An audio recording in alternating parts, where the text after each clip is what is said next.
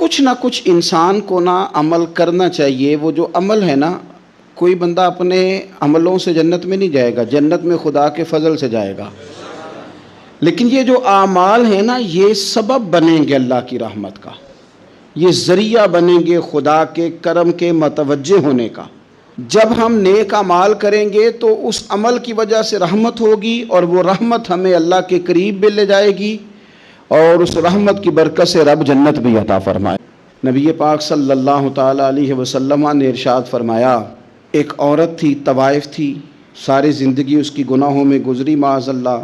پھر وہ ایک کنویں کے پاس سے گزر رہی تھی، ایک پیاسا کتا اس نے وہاں پیاس سے تڑپتے سسکتے دیکھا، اور پھر اس نے اپنے جوتے کو لٹکا کر اپنے دوپٹے کی مدد سے یا جیسے اس سے ممکن ہو سکا اس نے پانی نکالا، کتے کو پلایا، اللہ نے اس کی بخشش فرما دی. آپ ماشاءاللہ ہزاروں میں لوگ ہیں، آپ نے بڑی جلدی مجھے یہ بتانا ہے. یہ حدیث آپ نے پہلے بھی سنی ہوئی ہے نا؟ میرا خیال ہے کوئی بندہ نہیں رہا جس نے نہ سنی ہو. سنی ہوئی ہے نا ہم نے الحمدللہ. اتنے سارے بندے جو یہاں موجود ہیں انہوں نے سنی ہوئی ہے، تو ظاہر ہے امت مسلمہ میں جتنے لوگ ہیں ڈھیر ساروں نے یہ بات سنی ہوگی. لیکن میرا سوال یہ ہے، میں سڑکوں پہ روڈوں پہ سفر کرتا ہوں، ہم نے یہ حدیث درجنوں بار سنی کہ طوائف نے کتے کو پانی پلایا تو اس کی بخشش ہو گئی. لیکن حال یہ ہے کہ سڑک پر کسی گاڑی سے ٹکرا کر اگر کوئی کتا مر جاتا ہے، اب مر ہی گیا ہے، گاڑی والا، موٹر سائیکل والا، پجارو والا، بس والا کوئی اتنی جرت نہیں کرتا کہ لکڑی کے ساتھ، رسی کے ساتھ ہی پکڑ کے اسے سائیڈ پہ کر دے. وہ سڑک پہ مرا ہوا پڑا رہتا ہے، یہاں تک کہ گاڑیوں کے ٹائروں کے ساتھ اس کا گوشت لگ لگ کے سڑک صاف ہوتی ہے. اس محبوب کے ماننے والے جس محبوب نے بتایا کہ طوائف نے پانی پلایا تھا، اور ہمیں سمجھ بھی آ گئی اور حدیث پڑھ بھی لی اور سن بھی لی، پھر اس ملک کی جو مسلمانوں کا ملک ہے اس کی سڑکوں پر مرے ہوئے کتوں کو اٹھائے بھی کوئی نہ، اور زخمی کتا زخمی ہو ہی گیا ہے، اب اسے سڑک سے سائیڈ پہ ہی کر دیا جائے کم از کم، تاکہ اس کی اگر جان باقی ہے تو بچ جائے. تو پھر مجھے بتاؤ نا میرے دوستو، ہم نے کس لیے تقریریں سنی ہیں، کس لیے خطبے سنے ہیں؟ واعظ و نصیحت کی مجالس کا مطلب ہم نے کیا سمجھا ہوا ہے؟ تقریر، تحریر، تصنیف، اچھی گفتگو، اچھا جملہ، اس کا معنی ہم کیا سمجھتے ہیں؟ کوئی تھوڑا سا نا عمل کا رستہ بھی تو میرے عزیز ہونا چاہیے. اب مطلب بہت ساری جگہوں پہ جانے کا موقع ملتا ہے تو لوگ کہتے ہیں پیر صاحب ناراض نہ ہونا، ہم نے بڑا بندوبست کیا ہوا ہے، تقریر ذرا نہ سوا کو گھنٹہ کرنا. تو میں کہتا ہوں مثلاً آپ مجھے بتائیں نا، سوا گھنٹہ تقریر کرا کے آپ نے کیا کرنا ہے؟ اگر تو آپ نے اس لیے بلایا ہے کہ جناب ایک بات سنیں گے، ایک واعظ ہوگا، سر دھنیں گے، تو وہ تو مجھے آتا ہی نہیں. تو میں تو مختصر بات کروں گا اور اتنی کروں گا جس کی ضرورت محسوس کروں گا. لمبی چوڑی تقریروں کا کیا مطلب ہے؟ ہم کیا چاہتے ہیں سوائے اس کے کہ جناب بات بڑی اچھی کانوں کو لگ رہی ہے، مزہ بڑا آ رہا ہے، تو آپ نے لیا کیا؟ نتیجہ کیا نکلا؟ میرے رسول پاک علیہ السلام کے صحابہ جو حضور سے نصیحتیں لیتے تھے وہ کیسی تھی؟ حضرت عبداللہ بن بسر رضی اللہ تعالیٰ عنہ حاضر بارگاہ ہوئے، آ کے عرض کی، یا رسول اللہ صلی اللہ علیہ وسلم، میں آیا ہوں سونے، پتہ نہیں دوبارہ آ سکوں کہ نہ آ سکوں. حضور پتہ نہیں موقع ملے نہ ملے، ایک بات مجھے بتا دیں، میں اس پہ عمل کروں گا، میری زندگی بھی بن جائے اور آخرت بھی بن جائے. تو کریم محبوب نے فرمایا، عبداللہ زبان کو خشک نہ ہونے دینا، اس کو تر رکھنا. تر حضور کس چیز سے؟ فرمایا اللہ کے ذکر سے تر رکھنا. زبان اللہ کے ذکر سے تر رہے، ہر وقت رب کی یاد رہے، تیری دنیا بھی بن جائے گی اور آخرت بھی بن جائے گی. تو میرے عزیز اپنی زندگی کے اندر اب ہم نے عمل کرنا ہے. او جناب کمال پھر یہ ہے کہ جب واعظ سننے کا شوق بڑھ جاتا ہے، تقریر سننے کا شوق بڑھ جاتا ہے، سننے سنانے کا خالی مزاج ہو جاتا ہے، پھر بندہ ڈھونڈتا پھرتا ہے کہ نئی سے نئی چیز کہاں ملتی، انوکھی سے انوکھی چیز کہاں ملتی، انفرادی سے انفرادی بات. میرے بھائی آپ ضرور سنیں، ضرور سنیں. مومن کی گمشدہ میراث ہے، حکمت جہاں سے ملے لیں، لیکن عمل کرنے کے لیے لیں، عمل کرنے کے لیے. اب میرا دل کرتا ہے اب ہماری چپ سے بھی لوگ سبق سیکھیں. حضرت باجید بستامی فرمایا کرتے تھے، جس نے ہماری چپ سے کچھ نہیں سیکھا اس نے ہماری تقریر سے کیا سیکھنا ہے. اب تھوڑا سا نا اشاروں کی بولی بھی سمجھیں. اب تھوڑا سا یہ بھی ہو کہ بس بات پوری ہونے نہ پائے اور انسان کی رغبت عمل کی طرف بڑھ جائے. یہ مزاج ہمیں دیا ہے. اب تو بھائی آ جائیں آپ، صبح بھی تقریر کر دیں، دوپہر کو بھی تقریر کر دیں، شام کو بھی تقریر کر دیں، تو پھر یہ بھی ہوتا ہے کہ جناب وہ بیان آپ نے جو سنایا تھا نا وہ ذرا دوبارہ سنا دیں. تو میں کہتا ہوں پہلے سننے پر عمل ہو گیا تو نہ کریں. اب ہمیں تھوڑی باتیں سیکھ کر ان پر عمل کرنا ہے اور آگے بڑھنا ہے. بڑی سادی بات میرے ابا جی بتایا کرتے تھے. والا صاحب کہتے ہیں کہ ایک دیہاتی بندہ نہ چلا گیا وہ کسی مولوی صاحب کی تقریر سننے. تو اس زمانے میں آپ کو پتہ ہے یہ واش روم کا مروجہ نظام نہیں ہوتا تھا، تو لوگ کھیتوں میں دوسری جگہوں پہ پیشاب کے لیے جاتے تھے. تو مولانا نے ایک احتیاط بیان کی. وہ کہنے لگے کہ پیشاب سخت جگہ پہ نہ کرو زمین پہ بیٹھ کر، ورنہ پیشاب کے چینٹے اڑیں گے، کپڑوں پہ پڑیں گے، اور حدیث میں سخت حکم ہے اس مسئلے. تو کوئی نرم جگہ ہو ایسی جہاں پیشاب کریں چینٹے نہ اڑیں. وہ بندہ عمل کرنے والا تھا نا، اس نے میری تقریر سن کے سر دھن کے جانا نہیں تھا. اس نے اتنی ساری ریت لے لی، کپڑے میں باندھ لی، اور وہ اس نے کندھے پہ رکھی ہوئی ہے. جہاں پیشاب کا وقت آتا پہلے ریت بچھاتا، پھر پیشاب کرتا تاکہ میرے کپڑوں پہ نہ پڑے. ایک صاحب نے اسے کہا کوئی ہفتے بعد چلو بیان سننے چلیں. تو کہنے لگا میں پہلے پہ عمل کر لوں یہی بڑا ہے. میں نے تو اتنی ساری ریت، کندھا تھک گیا ہے میرا، اس دن سے اٹھائی ہے. تو میں نہیں چاہتا کہ نہیں بھی سنوں تو کسی اور جگہ میں. یہ تفریح تباہ کے لیے بات کو نہ سمجھیں. اس سادے آدمی نے جو ہمیں سمجھایا مجھے اور آپ کو، اس پر غور کرے کہ کل بھی سنا تھا، پرسوں بھی سنا تھا، پیر صاحب نے ترسوں بھی کہا تھا، شیخ نے پرسوں بھی کہا تھا، پچھلے ہفتے بھی کہا تھا. تو نے اگر شیخ کی بھی نہیں سنی، استاد کی بھی نہیں سنی، پیر کی بھی نہیں سنی، اور اس دور کے پیر جو صحیح کام کرنے والے ہیں، استاد جو صحیح کام کرنے، مجبور ہو گئے ہیں بیچارے. کہتے ہیں کس کی تربیت کریں. کس درد سے کہا تھا حضرت سلطان باؤ نے. وہ کہتے ہیں اور رب دا طالب کوئی بھی نہیں ملیا، تے جو ملے ہے طالب زردہ ہو. یہ تو آئے ہیں کاروبار سیدھا کرنے، فوٹو کھنچوانے، فلاں کام کے لیے. یہ تو وہ جو ہم دینا چاہتے ہیں اس کا تو مزاج ہی نہیں. پہلے بھی میں نے کہا تھا، پھر کہتا ہوں مجھے شوق نہیں ہے. خدا مجھے معاف کر دے اس دن سے پہلے جس دن یہ شوق ہو کہ میں سویرے جاؤں گا تو نوٹ لاؤں گا، تو شام جاؤں گا تو نوٹ لاؤں گا. یہ شوق نہیں ہے، طبیعت نہیں ہے، من نہیں چاہتا. لیکن یہ کہ یہاں بھی آ جائیں خطاب کر دیں، یہاں بھی او خدا کے بندو ہم کہاں اس قابل ہیں ہم خطاب کریں. ہم نے تو نا جی ایک اذان دینی شروع کی ہوئی، صبح و شام ایک اذان پڑھتے ہیں. ہے یہ پیغام حضرت احمد رضا کہ بارگاہ نبی کے رہو با وفا. ہم تو کہتے ہیں ادھر آ جاؤ، ٹھوکریں کھاتے پھرو گے ان کے در پہ آ پڑو. قافلہ تو اے رضا اول گیا آخر گیا. ہم تو کہتے ہیں ادھر آؤ، اللہ رسول کی بارگاہ کی طرف رجوع کرو. اور وہ ایک جملے پہ اگر تو عمل ہو گیا. پیار سے باتیں کرتا رہتا ہوں، سب کے ساتھ نہیں کرتا، جس کا مجھے پتا ہو کہ یہ تھوڑا سہ لے گا. ایک دوست نے مجھے کہا کہ میں تو آتا ہوں تو مجھے علاقے کے لوگ کہتے ہیں ان کو بلاؤ. تو میں کہتا ہوں پورا عمل کرنا میری غلط ہے، تو پھر میں باقیوں کو بھی لگا جاؤں گا. تو اگر تیرا ہی عمل نہیں ہو سکا تو باقیوں کو میں نے جا کے کیا سمجھانا ہے. انسان کی عمر 40 سال ہو جائے تو پھر بھی تو بدل جانا چاہیے. شب برات پہ توبہ کرے تو پھر بھی تو بدل جانا چاہیے. اب بدل جائیں، اب ہم بدل جائیں. اب نہ درد ہوتی ہے، گاڑی میں بیٹھیں تو کمر پہ درد ہوتی ہے. اب ہم بدل جائیں.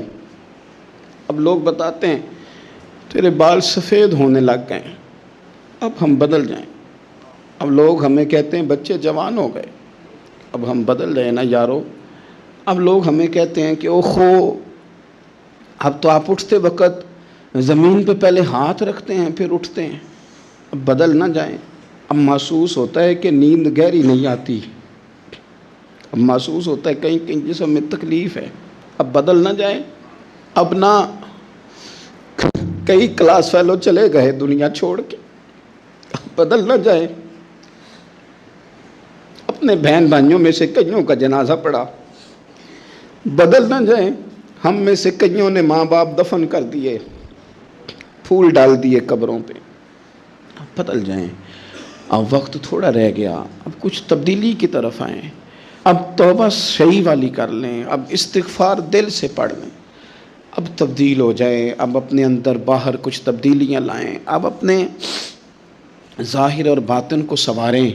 اب اللہ رسول کی بارگاہ میں جانا ہے نا تو کہیں ایسا نہ ہو شرم آئے حضور کے سامنے کھڑے ہوتے، حیا آئے نبی کریم کی بارگاہ میں کھڑے ہوتے، اب کچھ تبدیلی لائیں، آج ارادہ کریں کہ آج جو توبہ کریں گے وہ صحیح والی کریں گے، آج جو وہاں استغفار کریں گے اللہ کے حضور حاضر ہو کے تو وہ صحیح والا کریں گے، اب کچھ تبدیلی کا مزاج لائیں۔ اور پھر ایک اور بات بھی عرض کروں، ہمارے ذاتی تعلقات سارے دھوکہ ہیں، ہماری جیبوں میں مال سارا دھوکہ ہے، ہمارے بلند و باغ دعوے سارے دھوکہ ہیں، ہمارے بڑے بڑے رتبے سارے دھوکہ ہیں۔ بڑے تعلقات تھے بیٹے کے، پر ماں بیمار تھی تو اسے صحت تو نہیں تعلقات کی وجہ سے مل سکی۔ بڑے تعلقات تھے نا بیٹے کے، لیکن جب بیماری زور پکڑ گئی تو پھر کیا کر سکا کوئی۔ بڑے تعلقات تھے، بڑا پیسہ تھا جیب میں، بڑا کچھ تھا، لیکن جب جناب اسرائیل آئے تو پھر کوئی کچھ بھی نہ کر سکا، پھر اپنے رہ گئے، اور جس کو جانا تھا وہ سب چلے گئے۔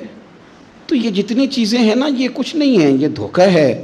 سچ صرف اللہ رسول کی ذات ہے، حقیقت صرف دین ہے، اصل صرف وہ بارگاہیں ہیں۔ دھوکے میں نہ زندہ رہو، چھوڑ دو یہ بات کرنی کہ بڑے تعلقات ہیں، چھوڑ دو یہ بات کرنی کہ بڑا پیسہ ہے، چھوڑ دو یہ بات کرنی کہ برادری قبیلے علاقے میں بڑا، اور کچھ بھی نہیں ہے۔ کل من علیہ فان، ہوئے نامور بے نشاں کیسے کیسے، دیکھو زمین کھا گئی، نوجوان کیسے کیسے۔ میں مولانا نورانی کی قبر پہ کھڑا تھا تو میں کہہ رہا تھا، مقدور ہو تو خاک سے پوچھوں کہ اے لئیم تو نے وہ گنج ہائے گرا مایا کیا کیے، اتنے بڑے لوگ تو لے گئی، اتنے بڑے لوگ، اتنے بڑے لوگ قبروں میں کدھر گئے؟ سلطان محمود غزنوی کہاں ہیں؟ شہاب الدین غوری کہاں ہیں؟ وہ لوگ جو میدانوں میں آ کے صرف ان کا نام لیا جاتا تھا تو دنیا کانپ جاتی تھی، وہ کہاں گئے؟ اٹھ گئے سب لوگ، چلے گئے، ختم ہو گیا معاملہ۔ وقت اب ہماری طرف بڑھ رہا ہے، اب تیزی ہے، اب پیغام اجل آیا، کئی ہمارے ارد گرد سے اٹھا کے لے گیا، اب ہمیں بھی تو واپس لوٹنا ہے نا، تو کچھ تیاری کر لیں، کچھ ارادہ کر لیں۔ اور بارگاہ رب رسول کی اس طرح کی ہے کہ بس جانے کی دیر ہے، بس صرف جانے کی دیر ہے، صرف جانے کی۔ اور اللہ رسول کی بارگاہ دوستو وہ والی ہے کہ جہاں نا زیادہ منت بھی نہیں کرنی پڑتی۔ وہ جو 4-5 لوگ تھے نا مکہ مکرمہ میں، انہوں نے بہت ہی اسلام کی مخالفت کی حد کر دی تھی، ان کے لیے حکم ہوا تھا جہاں ملے قتل کر دو۔ اکرمہ تھے، ابن قتل تھے، کچھ اور لوگ تھے، تو پتہ ہے ان کو کسی نے مشورہ کیا دیا تھا؟ کسی کافر نے مشورہ دیا، پر پتہ صلاح کیا دی تھی؟ اس نے کہا تھا تم نے بڑی زیادتیاں کی ہیں، بڑے بے ادب ہو، کسی صحابی کے قابو نہ آنا، مار دیے جاؤ گے، اپنی خطاؤں کے سبب سے تم مار دیے جاؤ گے، لیکن اگر کسی طریقے چھپتے چھپاتے رسول پاک کی بارگاہ میں پہنچ جاؤ نا، اگر وہاں کسی طریقے چلے جاؤ۔ انہوں نے پوچھا معافی کیسے مانگیں گے، منہ کیسے دکھائیں گے، ہم نے اتنے ظلم کیے، اتنی زیادتیاں کی، کیسے معافی مانگیں گے؟ تو کہنے والے نے کہا کہ نہیں کچھ نہیں، تم بس کہہ دینا ہم آ گئے، اس سے زیادہ تو بات ہی کوئی نہیں، اتنا ہی تو صرف کہنا ہے، آ گئے، اور نہ آتے تو جاتے بھی کہتے، بس تم اتنا کہہ دینا ان العبد اذا اعترف ثم تاب تاب اللہ علیہ۔ نبی کریم علیہ السلام نے فرمایا بندہ جب آ کے کہتا ہے نا یا اللہ میں بھول گیا تھا، غلطی ہو گئی، ان العبد اذا اعترف، مان جو گیا ہوں، غلطی ہو گئی، جب کہتا ہے نا میں بھول گیا، ثم تاب، پھر وہ توبہ کرتا، تاب اللہ علیہ، اللہ دیر کرتا ہی نہیں، فوراً توبہ کو قبول فرما لیتا۔ ہمارے ہاں نا کچھ لوگ تو طبعاً سخت ہیں، اللہ معاف فرمائے، اور کچھ رد عمل کے طور پر سخت ہو گئے، کچھ باتیں دلوں میں بیٹھ گئی ہیں جنہوں نے طبیعتوں کو سخت کر دیا ہے۔ کبھی کہیں آپ بہو سے کہ چلو بوڑھی ساس سے اگر کبھی کو بات سخت نکل گئی ہے تو معاف کر دے، وہ تیار نہیں ہوتی، وہ کہتی ہے تمہیں پتہ نہیں میرے ساتھ کیا کچھ ہوا۔ کبھی ساس سے کہا جائے نا چلو بھول گئی تھی بچی تو آپ درگزر کر دیں، تو کہتے تمہیں پتہ نہیں میرے اندر سختی کتنی آ گئی ہے، دکھ کتنے بیٹھ گئے۔ ہم نا طبیعتوں میں سختی کر بیٹھے، ہمارے دل دھڑکتے ضرور ہیں لیکن صرف اپنے بچوں کے لیے، ہمارے سینوں میں درد اٹھتا ضرور ہے لیکن صرف اپنوں کے لیے۔ ہم نے نا 2 4 5 6 باتیں جمع کر کے ان پر پورا ذہن بنا کے سخت ہو گئے ہیں، طبیعتیں سخت ہیں، دل سخت ہیں۔ میرے نبی پاک صلی اللہ تعالی علیہ وسلم نے فرمایا، یہ حدیث مسلم شریف میں موجود ہے، فرمایا جنت میں وہ لوگ داخل کیے جائیں گے جن کے دل چڑیوں کی طرح نرم ہیں، نرم دل کے لوگ، معاف کر دینے والے، جلدی مان جانے والے۔ ایک صاحب تھے، اپنے بھائی سے ناراض ہو گئے اور انہوں نے رشتے سے انکار کر دیا، پہلے ان کے بیٹے کی وہیں پہ نسبت تھی، انکار کر دیا۔ کئی لوگوں نے ان سے کہا، میں نے بھی کہا، تو وہ کہنے لگے پیر صاحب عزت بڑی کرتا ہوں آپ کی، لیکن میں مرد ہوں، ایک دفعہ نہ کر دوں تو پھر ہاں نہیں کیا کرتا۔ تو میں نے اس صاحب سے کہا، میں نے کہا یوں نہ کر، اگر صبح قیامت تیرے بارے میں کوئی سخت فیصلہ آ جائے اور رب کو منانا ہو کسی مقام پر تو کیا کہے گا؟ بہانے بنا بنا کے ہم سخت ہو گئے، دل اتنے سخت پتھر کر لیے، میں فلاں ہوتا ہوں جی، میں نہیں دوبارہ کسی کی سنتا۔ اور خدا کے بندو، میرے نبی پاک علیہ السلام نے فرمایا، مومن تو اس طرح ہوتا ہے جس طرح اونٹ کے ناک میں نکیل ہوتی ہے، بٹھا دو تو بیٹھ گیا، اٹھ جاؤ تو اٹھ گیا۔ اور حضور نے فرمایا وہ لوگ جو بہت بد اخلاق ہیں، جھگڑالو ہیں، فسادی ہیں، سخت دل ہیں، وہ لوگ جنت میں نہیں جائیں گے۔ جو جھگڑے کرتے پھرتے ہیں، جھگڑالو لوگ ہیں۔ عزیز دوستو، اپنی زندگی کے اندر طبیعت میں نرمی، اگر طبیعت نرم ہو گئی نا جی، مزاج میں نرمی آ گئی، تو پھر آپ محسوس کریں گے کہ آپ معاف کرتے بھی جلدی ہیں اور معافی دیتے بھی جلدی ہیں۔ پھر آپ کے تعلقات بچیں گے، آپ کی نسبتیں بچیں گی، آپ کے بہت سارے رشتوں میں قربت آئے گی، ٹوٹیں گے نہیں۔ ایک تو دل نرم کریں، کسی شخص کے بارے میں دل میں کوئی بات ہے تو اسے معاف کریں اور معافی دیں۔ کچھ لوگ بالکل ٹھیک ٹھاک ہوتے ہیں، کوئی ناراضگی نہیں ہوتی، لیکن آپ نے بچی کی شادی کا کارڈ دیا نہیں تو فوراً ناراض ہو جاتے ہیں، اور پھر آپ سمجھا رہے ہیں، قائل کر رہے ہیں، وہ تیار ہی نہیں ہے قائل ہونے کو۔ سنو، اور اس حدیث کو یاد رکھنا، نبی پاک صلی اللہ تعالیٰ علیہ وسلم نے فرمایا، جس کے پاس اس کا بھائی عذر لایا، بھائی معافی مانگنے آیا اور پھر اس نے معاف نہ کیا، اللہ کے حبیب فرماتے میرے حوض کوثر پہ نہ آئے۔ تو سخت ہو کے بیٹھ گیا ہے، تو کہتا ہے میرے سے پہلے سنے، میں آپ کو بتاؤں اس نے میرے ساتھ کیا کیا، اور ٹھہر جا۔ اگر حساب کتاب کے بعد معافی والا اصول رکھ لیا جائے کہ پہلے حساب کتاب ہوگا، غلطیوں کا مداوع ہوگا، پھر معافی ہوگی، تو یہی حساب اگر رب کریم بندوں کے ساتھ کرے تو پھر میں اور آپ کدھر جائیں گے؟ تو اس سادی بات پہ آ جاؤ نا، تو دو جملوں میں حضور نے سمجھائی ہے، فرمایا تم رب کے بندوں کو معاف کر دو، اللہ تمہیں معاف کر دے گا۔ تو آج کی شب سے پہلے، آج کے دن سے پہلے، رمضان المبارک کے تشریف لانے سے پہلے اپنی طبیعت کے اندر ایسا ذوق لائیں، ایسی طبیعت لائیں کہ ہم نے معافی دینی بھی ہے اور معافی لینی بھی ہے۔ بعض اوقات ہم رسم ادا کرتے ہیں شب برات سے پہلے، یہ سوشل میڈیا پہ چل گیا، فلانے کو فلان کہہ دیا، اگر کوئی کبھی ہوئی نا تو معاف، ایسے تو نہیں نا معافیاں ہوتی۔ ہمیں پتہ ہوتا ہے ہم سے کون ناراض ہے، ہمیں خبر ہوتی ہے ہم نے کس کو تکلیف دی، ہمیں پتہ ہوتا ہے کس نے ہمارے لہجوں سے پریشانی پائی ہے، کون ہے جو ہماری وجہ سے اذیت کا شکار ہے، تو اس سے جا کے معافی مانگے، تو یہ چیزیں معافی کا سبب بن جائیں گی۔ اور پھر میرے نبی پاک صلی اللہ علیہ وسلم نے دو چار چیزیں اور بھی بیان کی ہیں، میرا دل کرتا ہے کہ وہ بھی ذرا آپ کو عرض کر دوں۔ حضور سید عالم علیہ السلام نے نا جنت میں لے جانے والے جب اعمال بیان کیے تو حضور علیہ السلام نے فرمایا کہ ایک تو زکوٰۃ صحیح ادا کرنا، شرک سے بچنا، توحید پہ قائم رہنا، اور زکوٰۃ ٹھیک ادا کرنا، اور اپنے رشتہ داروں سے اچھا سلوک کرنا، جنت میں داخل ہو جاؤ گے۔ یہ جو ہمارے زیادہ قریبی لوگ ہوتے ہیں نا، ان کا حق بھی شریعت نے زیادہ رکھا ہے، اور یہ بعضوں کا تکلیف بھی زیادہ دیتے ہیں۔ لیکن میرے عزیز، ایک بات سمجھ لیں اچھی طرح سے اور اپنے دل میں بٹھا لیں، میں نے درجنوں بار کہی ہے، پھر کہتا ہوں، اللہ تعالیٰ نے جو خاندان میرے لیے پسند کیا ہے نا، مالک نے مجھے وہاں پیدا کیا ہے، تو جو چچا اللہ نے میرے لیے پسند کیا ہے وہ مجھے بھی پسند ہونا چاہیے، اور جو ماموں اللہ نے میرے لیے پسند کیا ہے وہ مجھے بھی پسند ہونا چاہیے۔ انسانوں کے اندر کمزوریاں بھی ہوتی ہیں، خوبیاں بھی ہوتی ہیں، لیکن ہمارا یہ مسئلہ بن جاتا ہے کہ ہم نہ صرف کمزوریوں کو ڈسکس کرتے ہیں، خوبیوں کا تذکرہ کرتے ہی نہیں۔ اپنے مزاج کے اندر اس بات کو آپ نے پیدا کرنا ہے۔ آج ایک اور ارادہ بھی کریں، ایک اور اپنے ذہن کے اندر بات بھی زیادہ شوق کے ساتھ پیدا کریں۔ آپ یہ کوشش کریں کہ اپنی صلاحیتوں کو دیکھیں کہ آپ میں کیا خوبی ہے، بولنے کی ہے، لکھنے کی ہے، مال خرچ کرنے کی ہے، کسی کو پیغام دینے کی ہے۔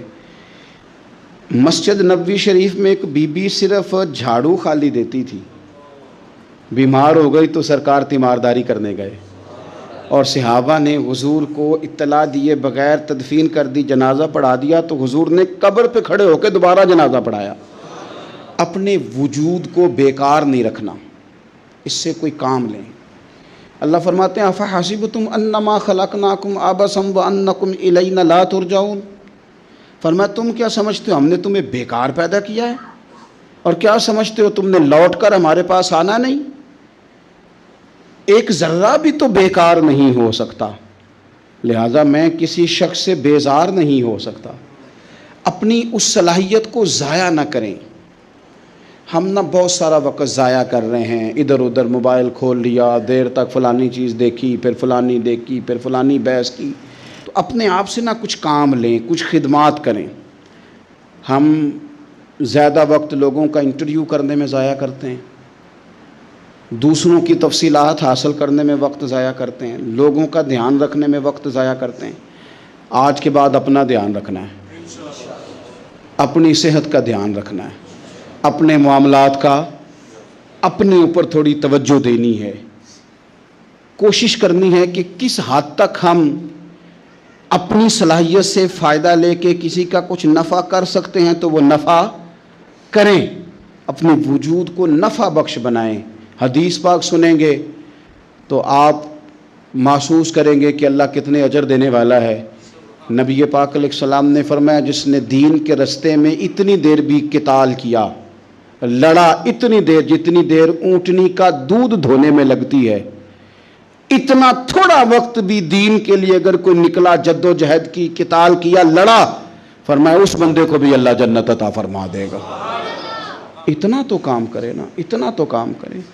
اور حضور علیہ السلام نے رغبت دلائی، یعنی جتنا بھی عمل، حضور فرمانے لگے کسی عمل کو چھوٹا نہ سمجھنا، کچھ نہ ہو سکے تو اپنے بھائی سے مسکرا کے میلی لینا، اللہ اس پر بھی صدقے کا ثواب عطا کر دے گا۔ اور نبی پاک علیہ السلام نے فرمایا دوزخ سے بچ جاؤ صدقہ دے کے۔ خیال آتا تھا یا رسول اللہ کتنا کو دیں؟ تو فرمایا خشک کھجور کا ایک ٹکڑا، یعنی پوری کھجور بھی نہیں، خشک کھجور کا ایک ٹکڑا بھی خیرات کر کے بچ سکتے ہو تو وہ کر کے ہی صدقہ دے کے اللہ کے عذاب سے بچ جاؤ۔ معنی کیا ہے ان ساری روایتوں کا کہ کچھ کرو تو صحیح نا، کچھ کرو تو صحیح نا۔ ہمارے ایک بزرگ تھے تو کرونا کے دنوں میں انہوں نے ایک جملہ کہا، کہنے لگے یہ کرونا پتہ تمہیں کیا کہنے آیا ہے؟ کہنے آیا ہے کہ بیماریاں آ رہی ہیں، حالات خراب ہیں، یہ کرونا نہیں، یہ کہتا ہے کچھ کرو نا، کچھ اللہ اللہ کرو نا، فارغ نہ بیٹھو، دیکھو کیسے لوگ ڈھیروں کے ڈھیروں اب جا رہے ہیں، اب کچھ کرنا ہے انشاءاللہ تعالی، اب کچھ وقت ضائع نہیں کرنا، اور زندگی میں کچھ، میں کہہ چکا ہوں کہ ایک بندے کو بھی اللہ نے بیکار نہیں پیدا کیا، ہم نے خود اپنے آپ کو بیکار کر لیا۔ اپنے آپ کو بیکار نہ کریں۔ جب رب کہتا فحسبتم انما خلقناکم عبثا، کیا تم سمجھتے ہو میں نے تمہیں بیکار پیدا کیے؟ آپ لوگ بڑے کام کے ہیں، بس اپنے آپ کو پہچانے۔ اقبال کہنے لگے عجب نہیں کہ خدا تک تیری رسائی ہو، اور تیری نظر سے تو پوشیدہ ہے آدمی کا مقام، تو بندے کو ہی نہیں سمجھ سکا تو وہاں تک تو کیسے جائے گا؟ اپنے آپ کو پہچانے۔ یہ جو کہتے ہیں نا مجھ سے کچھ بھی نہیں ہوتا، ناراض تو نہیں ہو جائیں گے؟ یہ کچھ کرنا نہیں چاہتے، یہ صرف ادھر ادھر دھیان رکھ کے ایک فوٹو چڑھا کے ادھر بھاگ ادھر اپنے نفس کو راضی کرتے ہیں۔ نفس بس کہہ رہا ہے آج یہ کر لو تو وہ کر لیا، ادھر دیکھ لو تو ادھر دیکھ لو۔ اس سے نکلیں، مثبت، مضبوط، مستحکم ارادے کریں اور پھر چل نکلیں۔ لڑنا شرط ہوتا ہے، جیتنا شرط نہیں ہوتا۔ تاریخ یہ نہیں دیکھتی کہ جیتا کون کون، تاریخ یہ دیکھتی ہے کہ لڑا کون کون، میدان میں کون کون رہا۔ اللہ بدر میں کامیابیاں دیتا ہے، احد میں کئی دفعہ کہتا ہے واپس پلٹو، خندق آئے گی تو پھر کامیابیاں مل جائیں گی۔ خیبر آئے گا تو پھر کامیابیاں مل جائیں گی. تو اس لیے ہمیشہ جیتنا ہی ضروری نہیں، لڑنا ضروری ہے. ہمت کریں، کوشش کریں. اپنی نمازوں میں گڑ گڑانے والے، خشوع کے ساتھ، عاجزی کے ساتھ، انکساری کے ساتھ، ذوق کے ساتھ نماز پڑھنے والے ہیں. والذین هم عن اللغو معرضون، اور وہ جو بیہودہ باتوں سے منہ پھیرنے والے، لغویات سے اپنا رخ پھیرنے والے، سنجیدہ لوگ.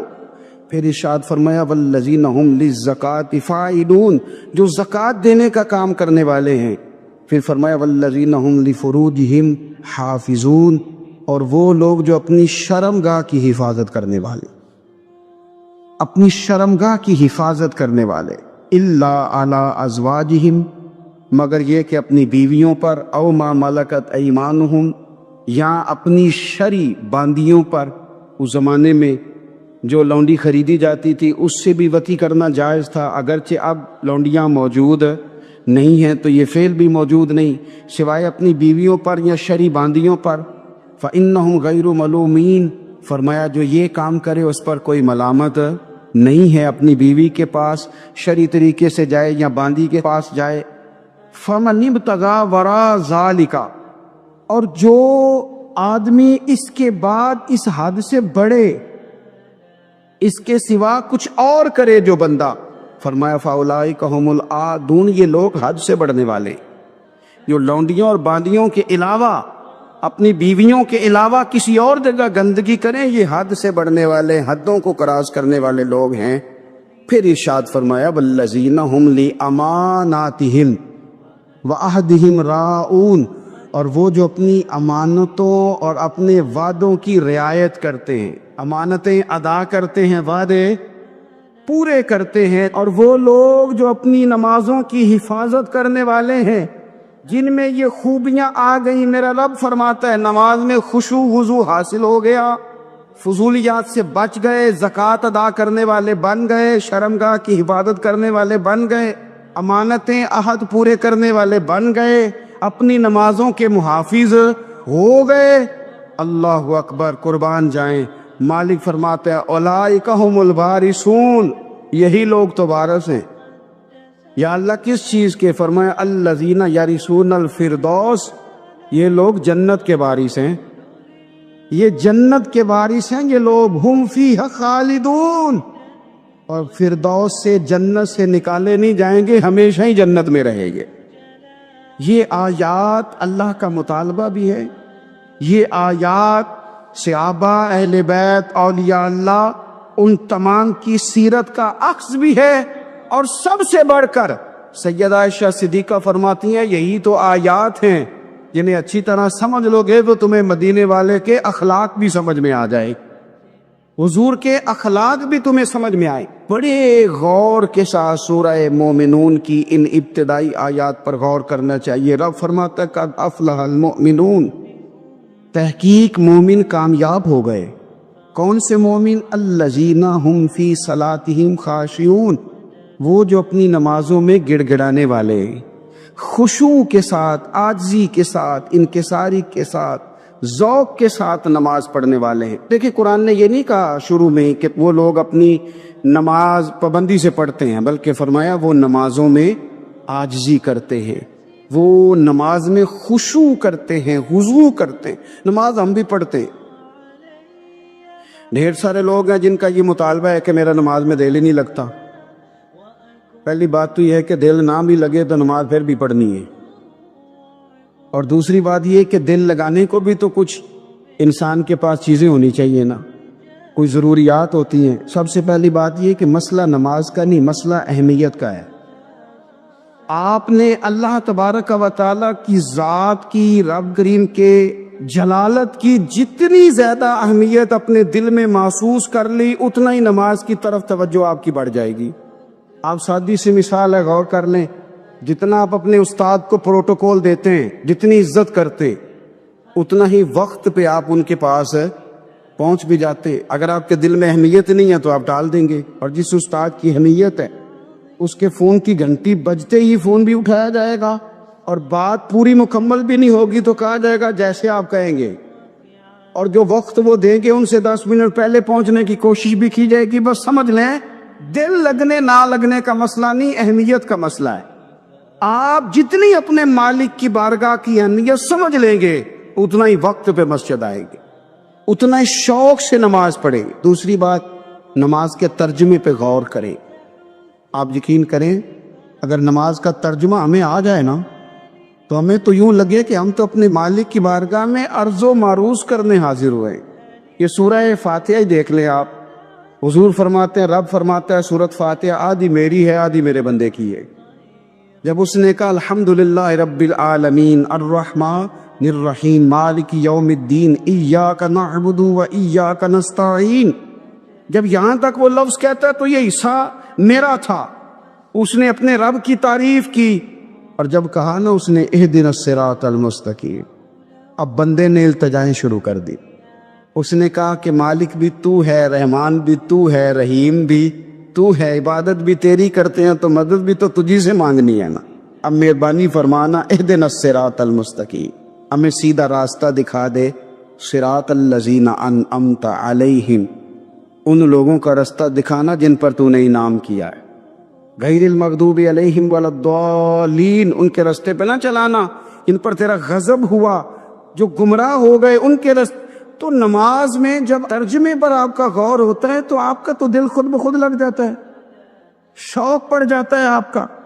تو اتنی چیزیں ہم زندگی میں یاد کرتے ہیں، تو اگر ترجمہ بھی نماز کا یاد کر لیں اور پھر شوق سے پڑھیں تو آپ یقین کریں طبیعت کھینچی چلی آئے گی. ہمارے ہاں کچھ لوگ نماز پڑھتے ہیں پر بڑی لاپرواہی سے پڑھتے ہیں، کبھی ادھر دیکھتے ہیں کبھی ادھر دیکھتے ہیں، کبھی بال سہلاتے ہیں. اور میں نے دیکھا ہے سجدے جا رہے ہیں تو سیانے سیانے بندے کبھی کپڑے کو چھیڑ رہے ہیں کبھی جگہ کو چھیڑ رہے ہیں.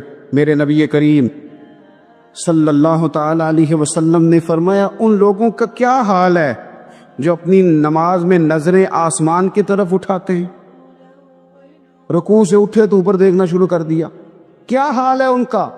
اور پھر حضور نے ایک موقع پر تو سختی فرمائی، فرمایا جو نماز پڑھتے اپنی نظریں آسمان کی طرف اٹھاتا ہے وہ باز آ جائے، ورنہ ایسا نہ ہو کہ رب اس کی آنکھیں ہی چھین لے. وہ باز آ جائے اس کام سے. خشوع کے ساتھ نماز پڑھے، عاجزی کے ساتھ نماز پڑھے، اس کا دل لگا ہوا ہو نماز کے اندر. میرے نبی پاک صلی اللہ تعالی علیہ وآلہ وسلم کے غلام حضرت انس بن مالک رضی اللہ تعالی عنہ فرماتے ہیں کہ رسول پاک صلی اللہ علیہ وسلم نے مجھ سے فرمایا تھا کہ بیٹے نماز میں ادھر ادھر دیکھنے سے بچو، کیونکہ فرمایا نماز میں ادھر ادھر توجہ کرنا یہ بندے کو ہلاک کر دیتا ہے.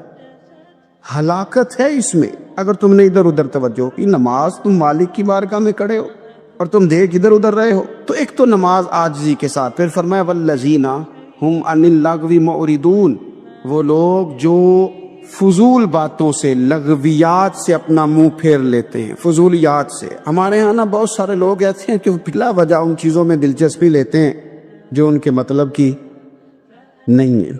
ان کے مطلب کی مطلب آپ کسی سے ملنے کہتے کیا حال ہے، ٹھیک ہے جی. بچوں کا کیا حال ہے، ٹھیک ہے. بچے کتنے ہیں؟ تو بھئی آپ کو جب پتہ ہی نہیں تھا کتنے ہیں تو حال کیوں پوچھا آپ نے؟ آپ کرتے کیا ہیں؟ آپ کا بڑا بھائی کیا کرتا ہے، چھوٹا بھائی کیا کرتا ہے، ابا جی کیا کرتے ہیں؟ بھئی آپ کے مطلب کی بات نہیں. آپ مطلب کی مقصد کی بات کریں، بے مقصد باتوں میں الجھنے کی ضرورت نہیں ہے. دیکھیں اپنا ادارہ میں چلاتا ہوں، اپنا گھر آپ چلاتے، اپنی ڈیوٹی آپ کرتے. آپ کو زیادہ بہتر پتہ ہے کہ آپ اپنا گھر کیسے چلا رہے ہیں. مجھے زیادہ بہتر پتہ ہے کہ میں مدرسہ مسجد، مجھے زیادہ بہتر پتہ ہے اس کے اندر کون سی اصطلاح کس طرح کرنی ہے. یہ مجھ سے زیادہ بہتر کوئی بندہ جانتا نہیں. اب ہم کیا کرتے ہیں، جب ہم دوسرے کے کام میں مداخلت کرتے ہیں تو دو نقصان ہوتے ہیں. ایک تو اس کے ساتھ ہمارا رائے کا اختلاف ہو جاتا ہے، اور دوسرا ہمارے اپنے بہت سارے کام رہ جاتے ہیں کیونکہ ہماری توجہ ہی دوسرے کی جانب تھی. اپنے بڑے سارے کام رہ جاتے. اس لیے بہت ساری ایسی چیزیں ہیں جن میں بلا وجہ کوئی مقصد نہیں.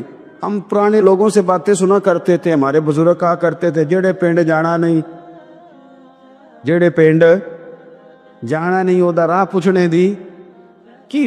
لغویات میں نہ الجھے، فضولیات میں نہ الجھے، یعنی ٹو میں رہنا. ٹو میں آپ یقین کریں میں نے پرسنلی طور پہ اس چیز کو محسوس کیا ہے کہ ہمارے بہت سارے اہم حقوق صرف اس لیے مس ہوتے ہیں کہ ہماری اپنے سے زیادہ توجہ سامنے والے پہ ہوتی، سامنے والے۔ میں نے دیکھا بڑے بڑے عجیب سوال اور بڑے بڑے انوکھے سوال، مطلب یہ کہ اتنی لمبی چوڑی، اور لوگوں کو بڑا پتہ ہوتا ہے یہ فلاں آدمی جو ہے اس کے بچے کتنے ہیں، وہ بیاہ کہاں پہ، کس کس علاقے میں ان کی شادیاں ہوئی ہیں۔ اتنی تفصیلات کی ہمیں ضرورت نہیں ہے، ہم سے تو ہمارے بارے میں پوچھا جائے، تو ہمیں اپنا معاملہ بڑا صاف ستھرا۔ دیکھیں کیا سونی بات کی مدینے والے رسول، قربان جائیں حضور کے جملوں پر۔ ایک شخص نے پوچھا حضور سونا اسلام کون سا ہے، خوبصورت مسلمان کون ہے؟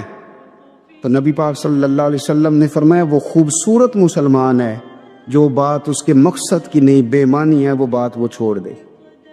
بے مقصد باتوں سے الجھنا جو بندہ چھوڑ دے وہ مسلمان بڑا سونا مسلمان ہے۔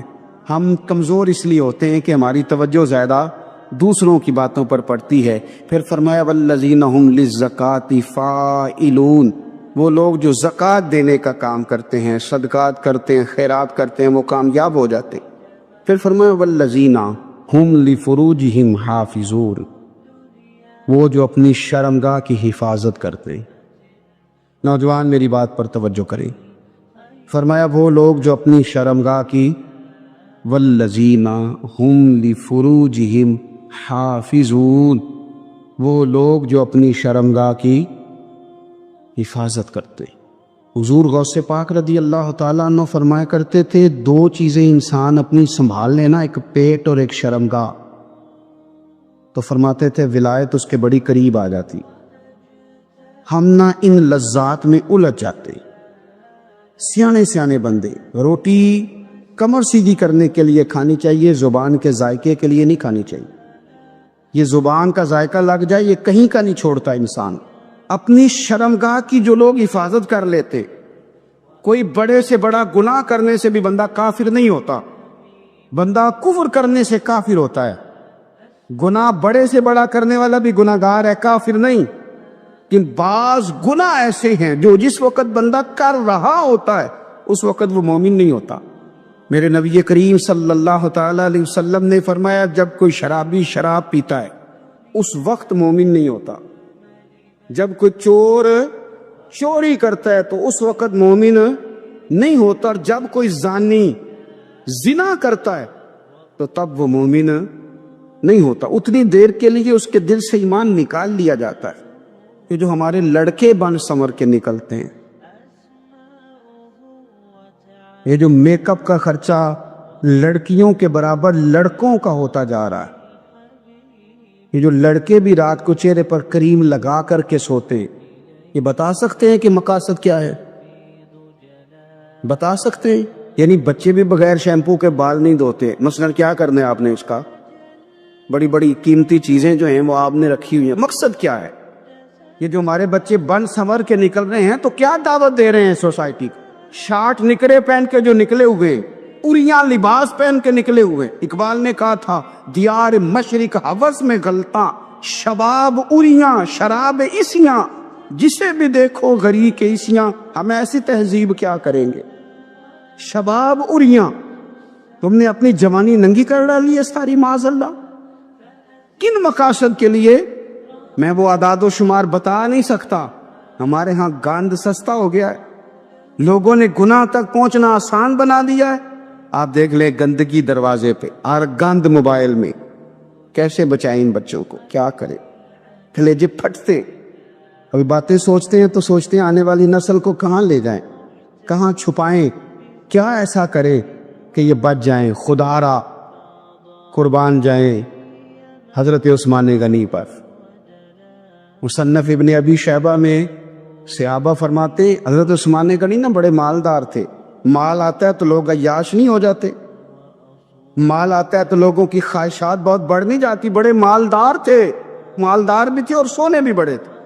حضرت اسامہ بن زیاد کہتے ہیں میں نے زندگی میں اتنا سونا بندہ نہیں دیکھا جتنے حضرت عثمان غنی خوبصورت تھے، پیسہ بھی حسن بھی۔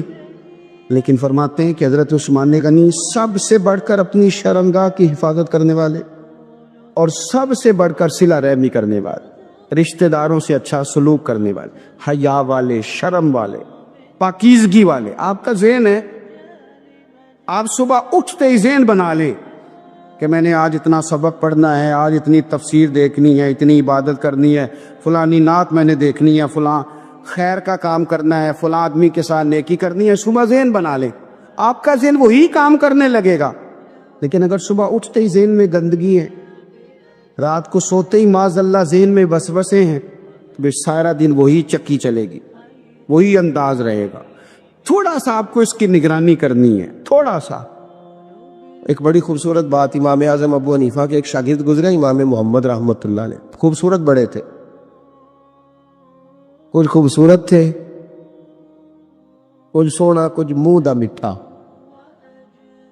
کچھ پیارے بڑے تھے، کچھ ان کا انداز یہ تھا کہ نفاست پسند بڑے تھے، بڑے نفیس تھے. نکلتے تھے تو تنہا نہیں نکلتے تھے. ایک دفعہ بغداد میں تشریف لائے تو بغداد سے انہوں نے ایک بستی اور میں جانا تھا، تو وہاں یہودیوں اور عیسائیوں کا بڑا غلبہ تھا. تو امام محمد رحمۃ اللہ علیہ فرمانے لگے یہودیوں اور عیسائیوں کے بیچ سے گزرنا ہے تو کوئی یہی نہ سمجھے کہ ان کے تو پلے کچھ نہیں. کہنے لگے سونے گھوڑے لاؤ عربی نسل کے.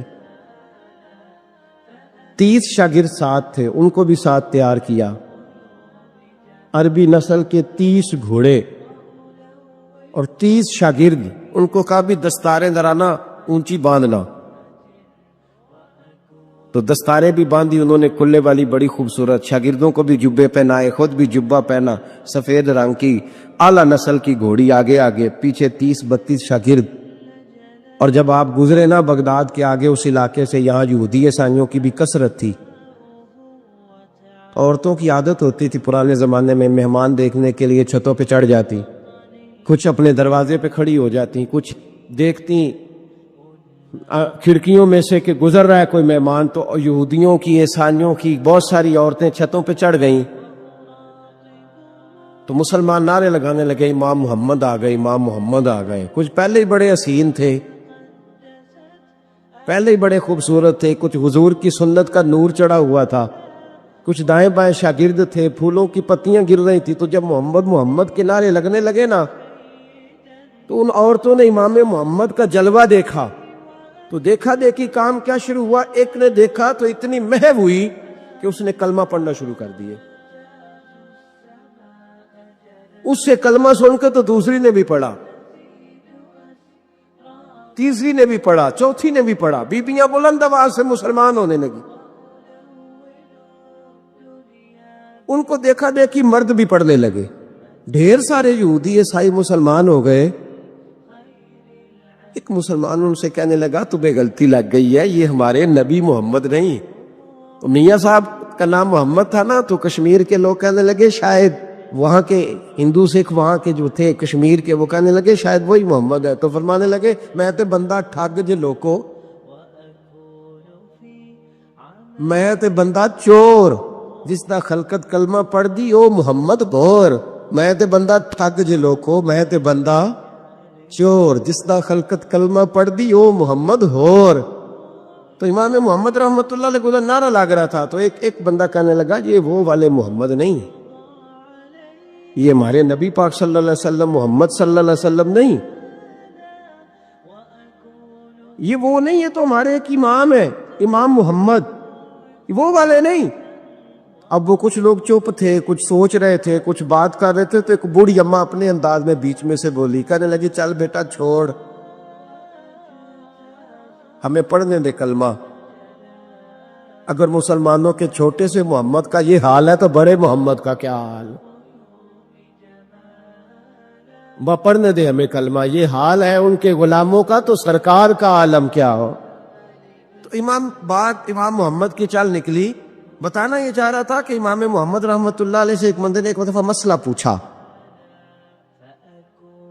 اس نے کہا حضرت صاحب میں گیا تھا منڈی، وہاں سے لایا ہوں ایک ٹوکری آم کی اور ایک ٹوکری سیب کی.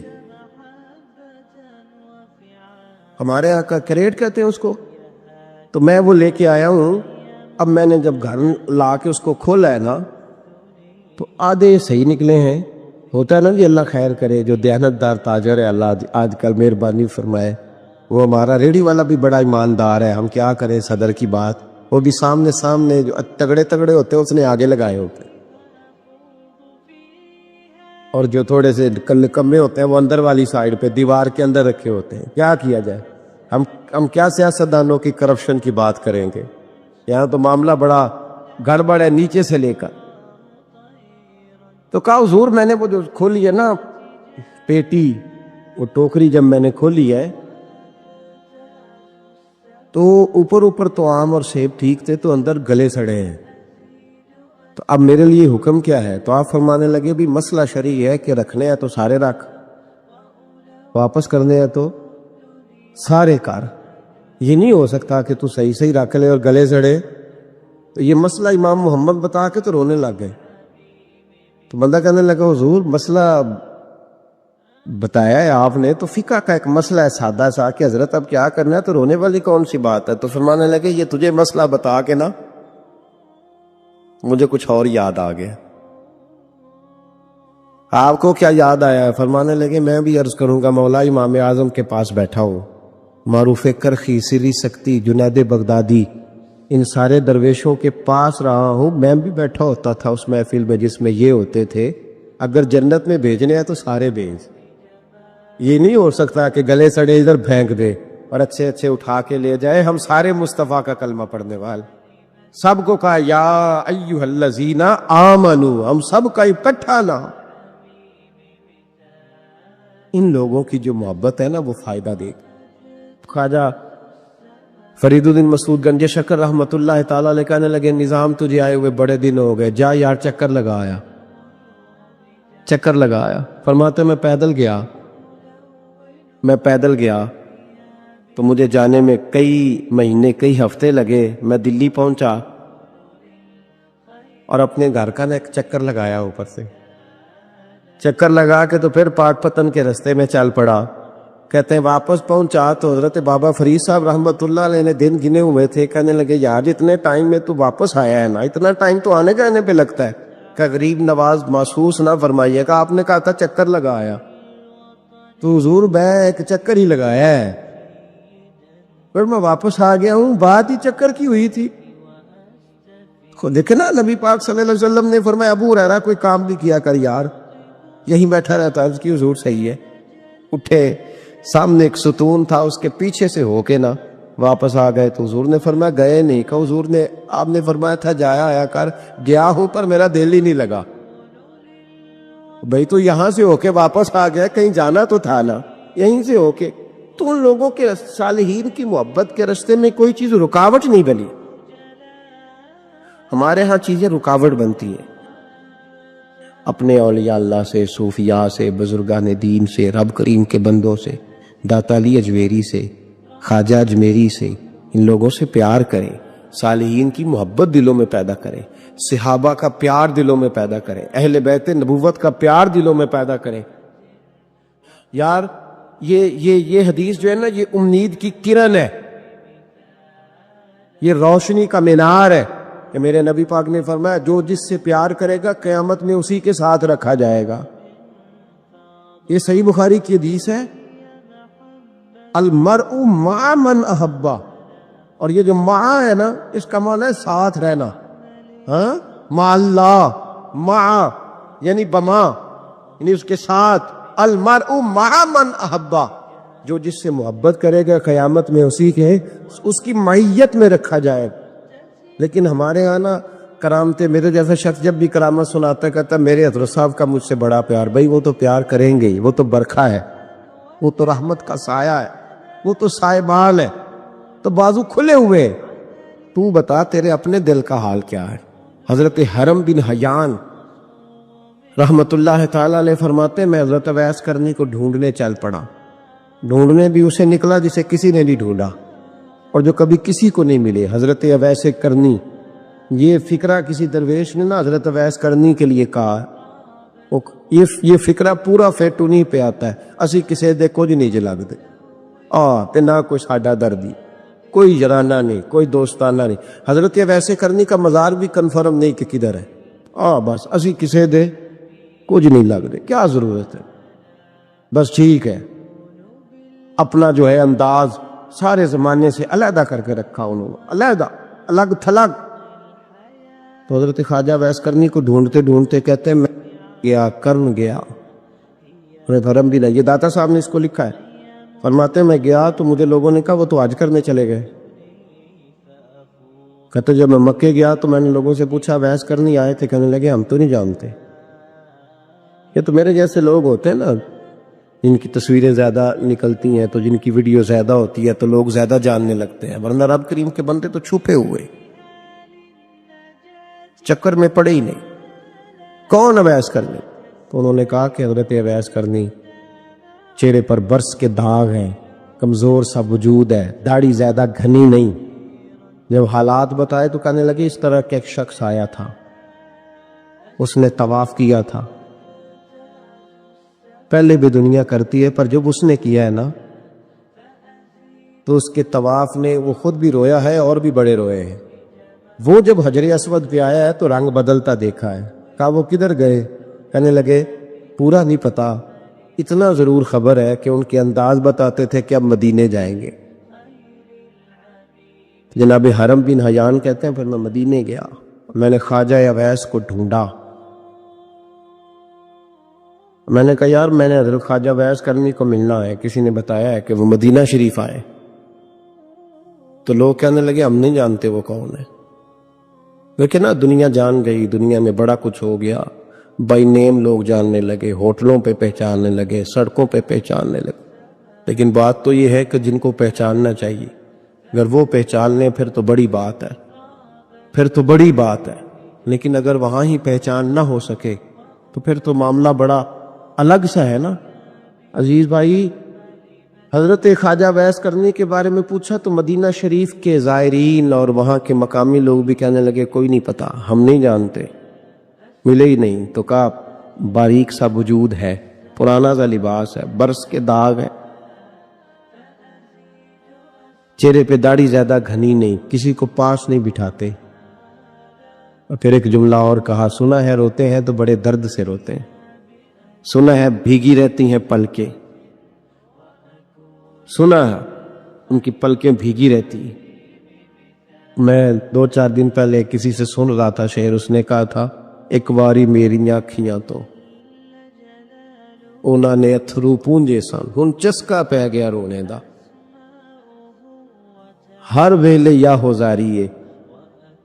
کہتے ہیں کہ وہ اس طرح کی اس کی کیفیت ہے. کہتے ہیں میں نے کہا یار وہی تو ویس کرنی تھے، کدھر گئے؟ کہنے لگے کوئی خبر نہیں. جب وہ آئے ہیں تو ان کے آنے کا انداز ہی نرالا تھا، سسکیاں اور آہیں نکل گئیں اس شخص کی جب وہ مدینے آیا. حضرت حرم بن حیان کہتے ہیں میں ڈھونڈتا رہا، تلاش کرتا رہا، پھر میں ان کو ڈھونڈتے ڈھونڈتے عراق میں آیا تو نہر فرات کے کنارے ایک کمزور سے آدمی کو ریت کے ٹیلے پر بیٹھ کے وضو کرتے دیکھا. کہتے ہیں جب ان کا وضو مکمل ہوا تو میں نے کہا السلام علیکم، تو کہتے ہیں انہوں نے چہرہ نہیں پھیرا، وہیں بیٹھے بیٹھے کہنے لگے وعلیکم السلام یا حرم بن حیان، یا حرم بن حیان وعلیکم السلام. کہتے ہیں میں نے کہا کہ من انت، آپ کون ہے؟ تو کہنے لگے وہی ہوں جسے تم مکے اور مدینے ڈھونڈتا رہا. تو کہتے ہیں میں نے کہا حضور آپ میرا نام کیسے جانتے ہیں؟ بڑا خوبصورت جملہ ہے، اللہ کرے آپ کو جی یاد رہے، سبق کبھی نہ بھولنا، یہ سبق کبھی نہ بھول. بابا صاحب کے مزار پہ گئے تو خالی آ گئے، داتا صاحب گئے تو خالی، ایسے ہی چلے گئے. ہم فارغ لوگ تھے، کوئی کام نہیں تھا کہ بابا فرید کی گلیوں میں گھومتے رہے. ہم فارغ تھے کہ 2 بجے حضرت سلطان باہو رحمت اللہ علیہ کی جالیوں کے سامنے کھڑے رہے. ہم کو پتھر چاٹنے والے لوگ تھے کہ آدھی آدھی رات بیت گئی اور ہم بزرگان کرمہ والا شریف کھڑے رہے. یہ کیسے ہو گیا کہ محدث اعظم کے مزار پہ کھڑے رہے؟ ایسے ہی کوئی بات تھی؟ حضرت ویسے کرنی بول کر فرمانے لگے، کہنے لگے کیا کہا تو نے کہ میں تجھے کیسے جانتا ہوں؟ فرمانے لگے تو مجھ سے پیار کرتا ہے. عارف تو روحی من روحی کا، میری روح تیری روح کی جاننے والی ہے. یہ روحوں کا رشتہ ہے، یہ خطا نہیں جایا کرتا. عرفت روحی من روح کا، میری روح تیری روح کو جانتی ہے. یہ کیسے ہو گیا؟ کوئی ایسے لوگ تھے تو اتنی جگہ مجھے تلاش کر آیا اور میں تجھے جانوں نہ؟ یہ کیسے ہو سکتا ہے؟ یہ کیسے ممکن ہے؟ تو ڈھونڈتا رہا گلی گلی اور میں کہوں کہ میں تجھے جانتا نہیں. فرمایا حرم بھی نہ یاد میں؟ ہاں. میں دعا کرتا ہوں اللہ کی بارگاہ میں کہ رب کریم مجھے اور تجھے جنت میں اکٹھا کر دے. کہتے ہیں جب انہوں نے یہ دعا کی تو وہ چل پڑے. میں نے کہا حضور کہاں جا رہے ہو؟ فرمانے لگے میرا پیچھا نہ کرنا، میں کسی اور منزل کا مسافر ہوں، اور جس رستے میں چل رہا ہوں نا ان منزلوں پہ ساتھ نہیں کسی کو لیا جاتا. یہ میری اپنی ذاتی منزل ہے، اس میں پاؤں پہ چھالے ذرا سخت ہوتے ہیں. ہر آدمی کا کام نہیں یہاں چلنا، تو مجھے تنہا رہنے دے اور مجھے اپنی مرضی سے چلنے دے. کہتے میں نے منت کی تو کہنے لگے بس تم نے جدوجہد بڑی کی تھی تو تیرے ساتھ ملاقات کر لی، تجھے پہچان لیا، تیرے ساتھ بات کر لی. سورج کا چمکنا تو بس ایک بہانہ ہے، سرکار کے جلووں سے روشن یہ زمانہ ہے، سرکار کے جلووں سے روشن یہ زمانہ ہے. خود کھانا نہیں کھایا اوروں کو کھلایا ہے، ہم جیسے غریبوں کو سینے سے لگایا ہے. اے پیارے علی تیرا ایک ایسا گھرانہ ہے، پڑھ پڑھ کے درودوں کو تقدیر جگانا ہے، پڑھ پڑھ کے درودوں کو تقدیر جگانا ہے. اور آج ہمیں اپنی جھولی کو بھرانا ہے، سرکار کی محفل ہے،